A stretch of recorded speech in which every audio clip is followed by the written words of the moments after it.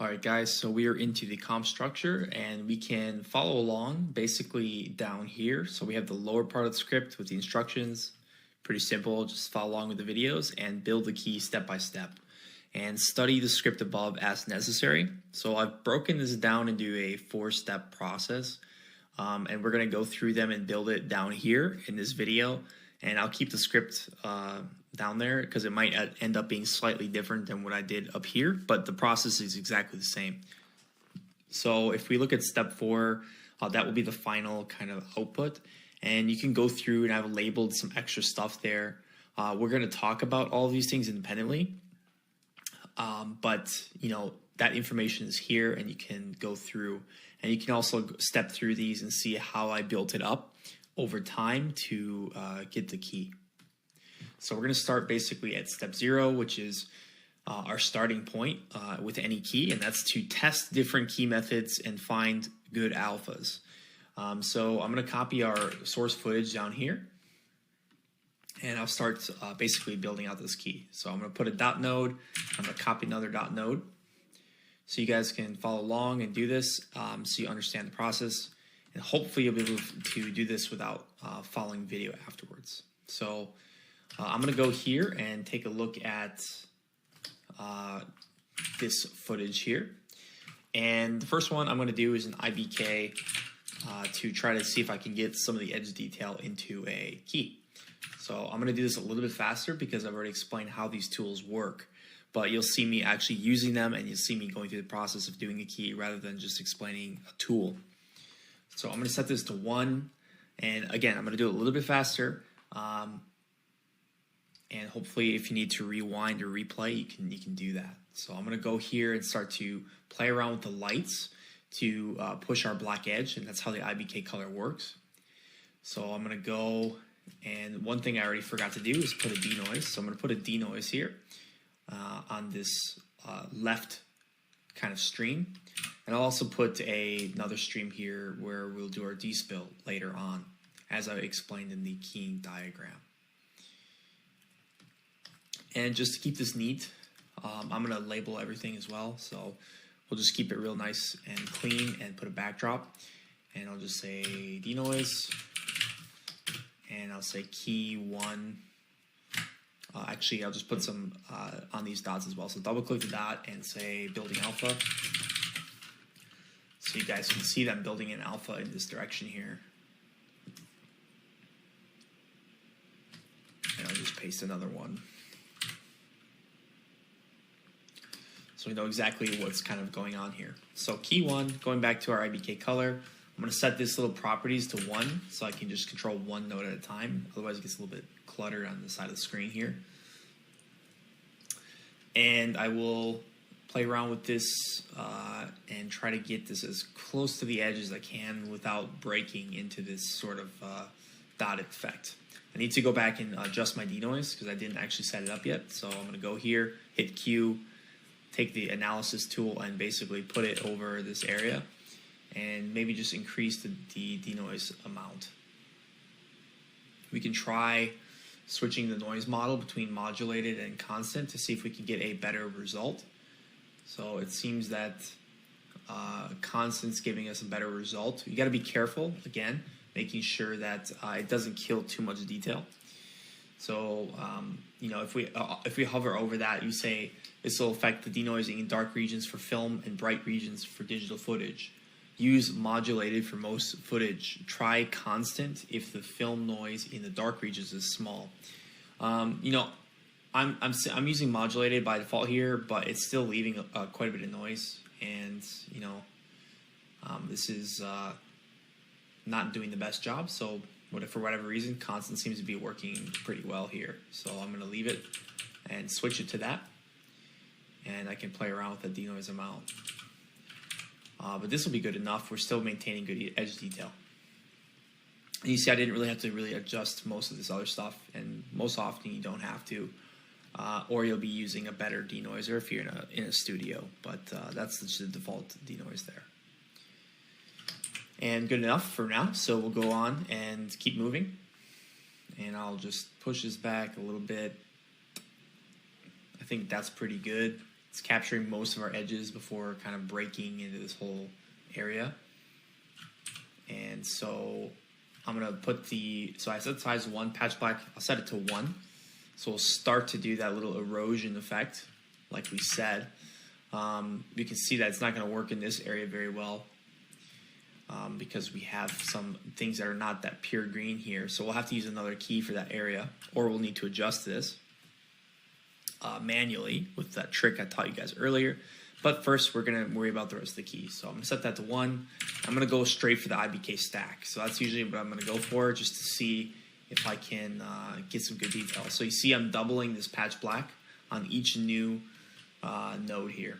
So set to 8, 16, and we'll set it to 32, and just see that's good enough. And then I'm just going to set the last one to something really high, so 125, or just set it really high. So we'll do 400, whatever gets it to the edge. And then I'll do my IBK gizmo. I'm going to put this off to the side, and then I'm going to put this straight down. So our color, our clean plate is plugged here, our foreground is plugged here. And we can take a look at that. And switch our IBK gizmo to green. And so that's the alpha we're getting. We're still getting some weird stuff going on here. Not the best result. We can play around with some of this luminance match, which changes it a bit, but right off the bat, that's not that great. So I'm going to go back to my original IBK color and maybe just do a little bit of a adjustment. Maybe we'll pull it back a little bit so that the edge is a little bit kind of not so square and jagged. So you see as we push it further, it's giving us a weirder result. So I'll start it a little bit further back and see if that changes our result. So we'll keep playing with it here. And so that's not working that great. So I'm going to immediately go for another IBK color, and let's just see if I can just, without doing IBK stack, get something better than this. So I'll just take that and just use a single one. We'll just take a look. And that's actually kind of doing a decent job right off the bat.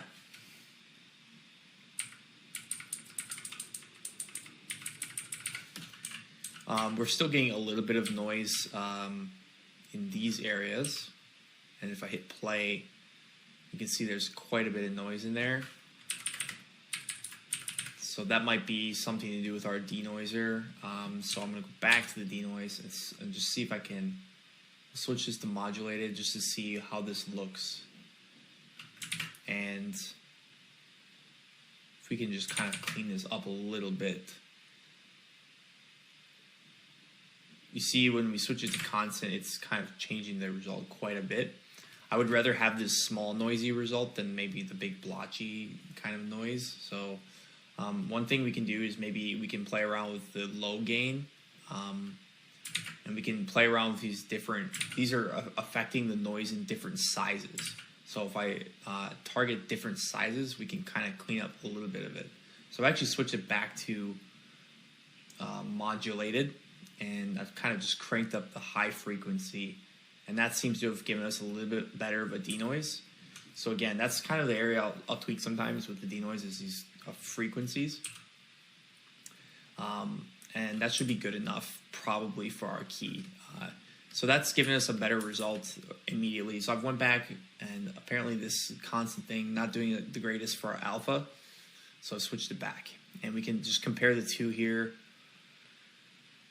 That one, IBK stack didn't do a good job. Sometimes this works great, and sometimes it doesn't work great. And it might be that I'm just pushing it not too far or not enough. We can try it again. But it just happens in this case to be working better with a single IBK. So we'll just use that. Another thing you can do, and you'll see I did it up here. It also depends on your footage. Actually, it really depends on your footage. So normally this works better than just a single one. But for whatever reason, this footage is not doing that. So But another thing you could do instead of doing IBK color is doing just a constant. So sometimes that works. So if you select the color near the area that you're trying to keep, you can use that as the clean plate. Even though it's not doing that kind of cleaning result, it's doing a similar effect. So if we look at the alpha and we compare, it gives us a slightly different result. Although this one's doing a much better job, because we can see over here it's kind of maintaining some stuff. And maybe we'll have to do a separate key or whatever, but yeah, that's basically it. So that good enough for key 1. We'll say that's our starting point. Key 1, edge key, I'll call it. And then we'll start on with the second one. So I'll go over here, place a node, a dot node by just hitting period on my keyboard, and then I'll basically start key number 2. So if I select around this area and just kind of try to play around with the selection, we can get slightly different results, and we can always screen balance it as well. So we can sort of get some of those highlight areas back. But I'll just kind of do that, and I'll slightly push up the gain a little bit, so we can sort of isolate that a little bit more. And if we compare that to this, you know, that key is probably doing a little bit of a better job, the new one that we just did. But it's not doing as good of a job on this area. So I won't use it there. I won't use it some other areas. I'm just comparing. So it seems like the IBK overall is doing a better job in this instance. If we compare the two, the IBK has all that extra detail, whereas this one doesn't. So I'll just push it up. I'll just use it just for the hair area. And we'll use a key mix. And I'll plug that in to the IBK. And just mask that through with a little bit of a rotor shape. And I'll look at it. One thing that's not working is our project is not set up to the resolution of our footage. And our resolution is 4K underscore DCP, or 4900 by 2160. So I'll look for that, and we can either set a project file to that. I'm not going to do that in this case because I set all these rotors up probably on the incorrect sort of resolution, meaning if I look at this roto, it's on a 2K. So I forgot to set my project file up at the start here, so that's a little bit of a mistake. But not to worry, one way around it is if we have a different resolution than the resolution that we're working on top of, it's a pretty simple fix in this case, is just to take the roto, and if we look at it, you can see it's kind of out of the frame, and it's not really working for the 4K resolution. Rather than reformatting or setting the project file, which is going to kind of break. If you guys set the project file to this 4K, it's going to sort of break all of these rotos that I did up here. So what you can do is open a new script and do the same project and set this to the 4K DCP, which is here. And that will set your rotos to automatically be the correct size. Or you can just set the clip to no clip. And that will mean that if the roto shape is outside of its format, which is 2K, because that's what the project is set to. So if the shape is outside of it, it will still be there, even though it's outside of this square. And that will basically allow us to work without having to, you know, I don't want to break all my examples up here. But like I said, if you want to do it, just open a new script, call it whatever you want, and then just set that to 4K DCP. And then you won't have to, in every roto shape, you might have to go up here and turn it to no clip. So that was my mistake, but also a good learning opportunity for you, because it can happen to you if you forget. So I'll just keep going here and kind of roto around and sort of keep looking at the alpha. Again, when we're looking here, we don't care about what the colors look like, because we won't use the colors in this alpha stream. the colors matter here. Colors don't matter here. We're just looking at the alpha. So here's our alpha, and potentially we'll need to clean up all that noise area. We could do a little bit of work there, but I'm not going to worry about it quite yet. I'm just going to worry about the really obvious problems, such as, you know, that's probably the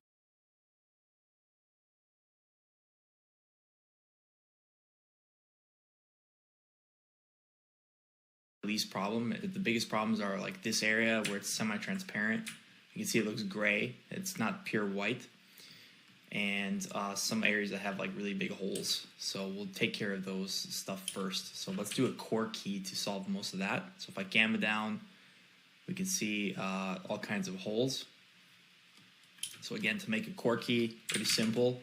We'll just copy this guy and put another dot node and just pull it down. And put a primat. And then we can use our primat, smart select background color. I'm going to hit disable so it doesn't start going crazy while I do it. And just select the color and control shift click to select the average. And that's giving us this alpha. And not the best alpha with this footage that we're using, but we can try. Again, it's not really, we don't care about the edges with this particular alpha. So I'm just going to go through, and I've set this to clean background noise. I'm control shift dragging on other areas of the green screen to just get rid of it. So we get a harsher alpha like this, and then we'll just erode that in. I don't like using that. I prefer this erode. They're kind of similar, but if you look at the difference, there's one called erode fast and one called erode filter. Erode filter just has more options pretty much. The other one kind of does a slightly different effect in terms of the way it's expanding and contracting. You know, it's kind of doing this sort of effect here. And if we look at this one, it sort of does the same thing if we compare the two. It's pretty much exactly the same, except that this one has more options. So we can switch it to like a blurry or like a quadratic thing, just the type of fall offs it does. So usually I don't use that one too often. Some people do, but yeah, so this is fine. We'll use this, set the box, and we're gonna shrink it inwards. So we get like a really harsh key on the inside. So something like that. And sometimes you get these weird like black sort of box areas. So one way you can actually do that, get rid of it, is before we shrink inwards, which this is a trick, you can sort of, if you have these like little holes, you can shrink them. So if we shrink not inwards, but first we shrink outwards, it gets rid of the holes, and then we can duplicate this and then shrink it inwards. And you see that by doing those two instead of just this one, it gets rid of those little black holes. Just gives us a better core mat, basically. So I can shrink it, and I'll probably just blur it a little bit as well, and then merge this over our key here and set it to max. And so that's kind of filling in the areas. We might need to do another alpha here because maybe we want to expand that a little bit more, and maybe some of these areas are supposed to be semi-transparent because it's a glass lamp, so we might not want to merge it over in this area. So we got to be careful. And some areas are not cutting the right way precisely, so we might just need to play around with the way that looks, like especially here. And we can probably blur it a little bit more and maybe just play around with like the size, try to get it a little bit closer to the edge. So I'm just gonna leave it there for now, and let's just see what that looks like. Let's just see. Yeah, so maybe this area, instead of like doing, yeah, I'm just taking a look here. So in this instance, I think I'll probably just do a slight roto just to keep this matte sort of contained to the right side of the screen. This is not doing that great of a job, and it's a pretty simple shot. So we'll just, I'm gonna mask it just going like this. And we'll just use the core matte in this area. So we'll say A mask B. Make sure, again, the little problem I told you guys with the format, make sure that's set to the no clip. Otherwise, it's gonna not work unless you went ahead and you fixed the project size, which again, I don't recommend changing this because it'll break this script. But you can do it if you make a new script. And I'll blur that just a little bit. And so, okay, let's see. That's kind of fixing some areas of our alpha, the holes over here. And maybe these areas, it's easier to potentially fix it without creating another alpha, but we can grade this alpha. So, for example, one way to make another type of core matte, let me just label this real quick, called core matte. Okay, and we'll create basically a branch here. And I'm gonna kind of do a little trick. So I'm gonna go to RGBA so we can grade our alpha, or you can set it to alpha. And I'll just use the white point to kind of fix that area. And also make sure you turn on white clamp. So you don't wanna have values over 1. See, this is 1.3. As soon as I start pushing this white point, it can go beyond 1, and then you might have some weird issues with edges later on. So make sure you turn on the white clamp.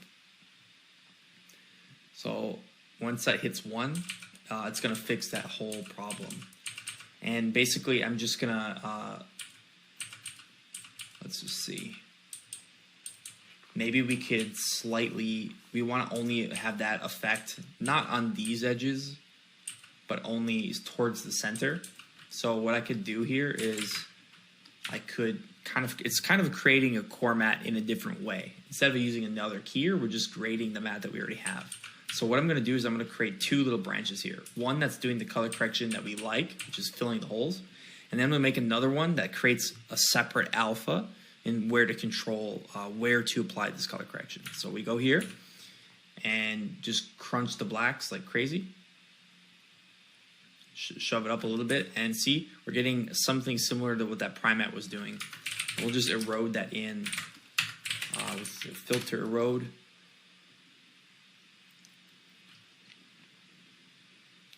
I'll use it by that amount, and I'll duplicate it and switch it to Gaussian. And I'll just let us shrink it in a feathered type of way. And I'll use that core matte that we've kind of created and plug it into the mask of a grade. So now you see that color correction is being applied only through that new thing. So it's very similar to what we just did, but it's sort of doing it and giving us a different shape. So now if I control the feather of this, one of these erodes here, I created one that's harsh and one that's soft. It just allows us to control that area easily. So yeah, we just don't want to put a core edge too close to the edge, otherwise we'll start to get like weird edges like this. But for here, it's doing a good job. For here,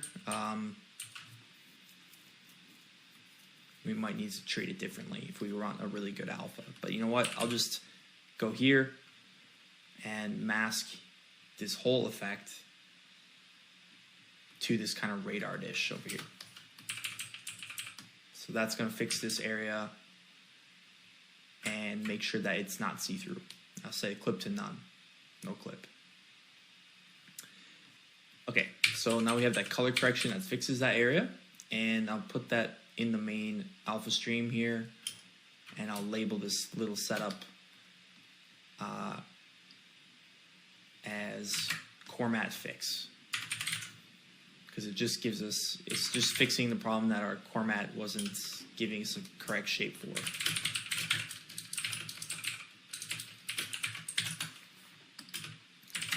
All right, so hopefully that wasn't too fast, but you can rewind if you don't understand that concept of what we're doing, or check out the script because I have it there.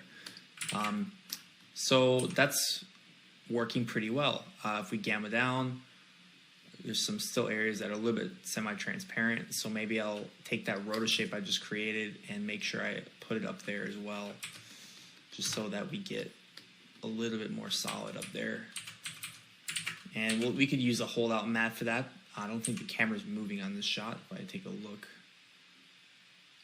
actually the camera's moving slightly, so maybe I will try to avoid using roto here because I don't want to rotoscope everything that's moving. So let's just try to we can basically do the same thing that we just did, or try to adjust this alpha a little bit.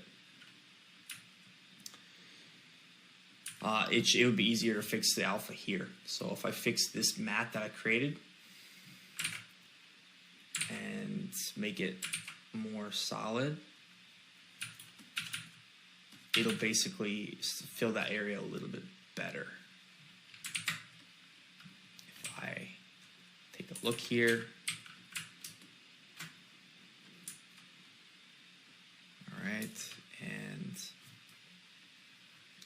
just adjust this a little bit more.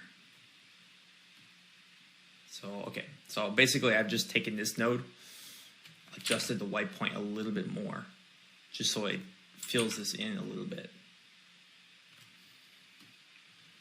You can compare, make sure there's nothing breaking here. And if we need to get that tighter, we can always go in with another rotor shape or another color correction to really tighten that edge if it's still a little bit see-through, which it might be, but we'll come back to that if it's necessary in the final composite. A lot of times I won't worry necessarily about something like this if it's not the main problem with the key, meaning I'm going to go through and fix the major things, and I'm going to composite over the shot. And if this is barely visible, if it's something that's 80% opaque, I'm not going to probably waste time on an edge that you won't even notice in the final composite. So that's something that I think when I was learning compositing, you always thought that you have to have like this perfect alpha. And it's not the case. The final image is actually what matters. And beyond that, you're wasting time. So if you can't see it, I would say it doesn't matter. So that's, I've probably finaled, hundreds and hundreds of shots. And it really doesn't matter to have like the perfect alpha. Unless your supervisor for some reason is asking for it. Anyways, so we will continue, and let's see, what else do we have here? I can break this into another video. Yeah, we'll break this into a separate video so it doesn't get super long. Keep it in digestible chunks. So we've started building our alpha here. We've got a couple keys going and filled in some holes. We still have some obvious problems like this. We might need to cut off some stuff that isn't supposed to be in the footage. If you notice, if you look at the original clip, that's a light that's on set. So we want to get rid of that thing with a garbage mat, and we can probably clean up our alpha just a little bit in terms of the gray stuff. So we'll start tackling that next.